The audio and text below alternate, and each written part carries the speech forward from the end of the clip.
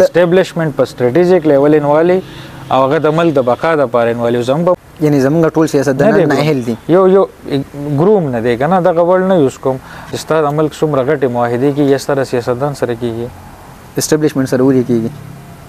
تاسو خبره وکړه چې اسټابلیشمنت د ملکي بقا د وجې د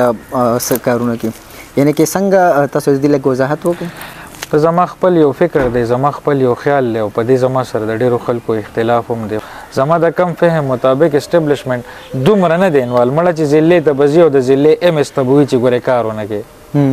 زمونږ د ګدیزو خلک ستاسو نه خفه دی زمونږ هسپتال شاړ پروت دی خلک ورته میسیجز کوي ایون ما ورته کړي تاسو هلته یو دوره نه کوئ او نه هغه هایلایټ کوئ اکثر چې زه په فورمز کې وایم که نه نو خلک ما کریټیسایز کی زه وایم هغه ایون زه هغه هم تا ته نشم ویلی پی ایچ ډي ووټر چې دی هغه بی اے پاس لا یا بی اے فیل لا ووټ ورکړي ورسې به خیرې تپوس چې په پاکستان کې ویلی شي چې یو ډېر غټ چینج راتلو ولا دی یا به راشي او هغه د اسټابلیشمنت د چینج سره دی د هغې د آرمي چیف سره ستاسو په خیال پر روان الیکشن کې به دی اپولیټیکل پاتې شي یاره دا ډېر ښکلی تپوس ته وکړو یاره ډېر زبردست زه به پکار ده چې د سلطانوس کم کاکا خیل فیملی ده چې موږ له روغه وکړي تنقید په هغې چا کېږي د چا نه چې امید وي تاسو وی چا سره مینې چا نه توقع نو هغې باندې کریټیسزم ډېر کېږي آیا ستاسو اوس هم د عمران خان نه توقع دی ځکه پې کریټیسزم ډېر زما خیال دا دی چې زموږ خپله ضلع ورانې مړه نو اډو سمیږي نه که نه چې خپله ضلع دې ورانې نو بهر که زه ډېر وکم ستاسو په نظر کې یا ستاسو دا خبره تاثر میلاویږي چې نون لیګ هم ټیک نه دی پیپلز پارټي هم ټیک نه ده پی ټي آی هم ټیک نه ده ستاسو په خیال په حیثیت یو تجزیه کار کومه پارټي چې د هغې نه اوس عوام توقع کوي شي زه دلته د چا نوم نشم اخیستی پی ټي آی حکومت کم چې دا یو عام تاثر دی چې تاسو د هغې ډېر زیات کریټیک یې هغه ختم شو د هغې په حوالې سره سوال غواړم ستاسو د سیرج کمال صاحب په منځ کې څه اختلاف راغلی پی ټي آی حکومت تللی د نون لیګ حکومت راغی یعنې پی ډي ایم راغی خو تاسو په هغې طریقه باندې کریټیسزم په هغې نه کوئ کوم چې تاسو په پی ټي آی په حکومت باندې اوس هم په صوبایي باندې کوو او د دې نه مخکې په کوم فیډرل کې چې و په هغې کوم تاسو کوو د دې څه وجه کېدی شي هغه غواړي چې بې لګامه وي زه یم چې بې لګامه نه وي بس رحمان رحیم السلام علیکم ملګرو سید کامران یما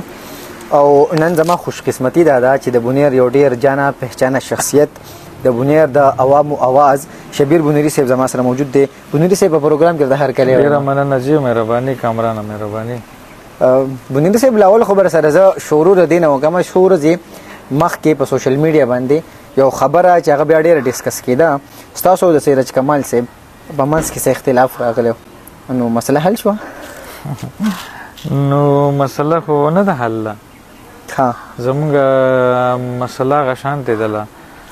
حل نه ده اگر چې یو بل سره په سوشل میډیا باندې کمنټ تر حده پورې گپ شپ لګو خو حل نه ده نو دومره خوږه مرګتیا دومره ښه تعلق دومره جوړ داسې څه خبره ده تاسو وایئ شئ دا دومره څه خاص خبره نه ده زمونږ لږ اختلاف چې دی هغه په دې دی که نه چې هغه غواړي چې بې لګامه وي زه یم چې بې لګامه نه وي بس نور داسې څه خاص پکې نشته چې زموږ سره د څه سیریس دغه ده زمونږ په خیالاتو کې لږ فرق دی زمونږ په لږ زه به دا وایم څه نظریاتي یو ټسل دی او په هغې کې د هغه خپل یو سوچ دی زما خپل یو سوچ دی پکار ده چې د سلطانوس کم کاکا خیل فیملی ده چې موږ له روغه وکړي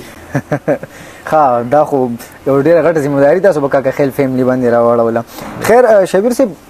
د پی ټي آی حکومت کم چې دا یو عام تاثر دی چې تاسو د هغې ډېر زیات کریټیک یې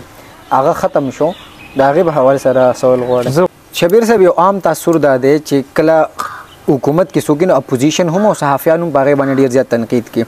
اوس چونکې د مرکز کې د پی ټي آی حکومت تللی د نون لیګ حکومت راغی یعنې پی ډي ایم راغی خو تاسو په هغې طریقه باندې کریټیسزم په هغې نه کوئ کوم چې تاسو په پی ټي آی په حکومت باندې اوس هم په صوبایي باندې کوو او د دې نه مخکې په کوم فیډرل کې چې و په هغې کوم تاسو کوو د دې څه وجه کېدی شي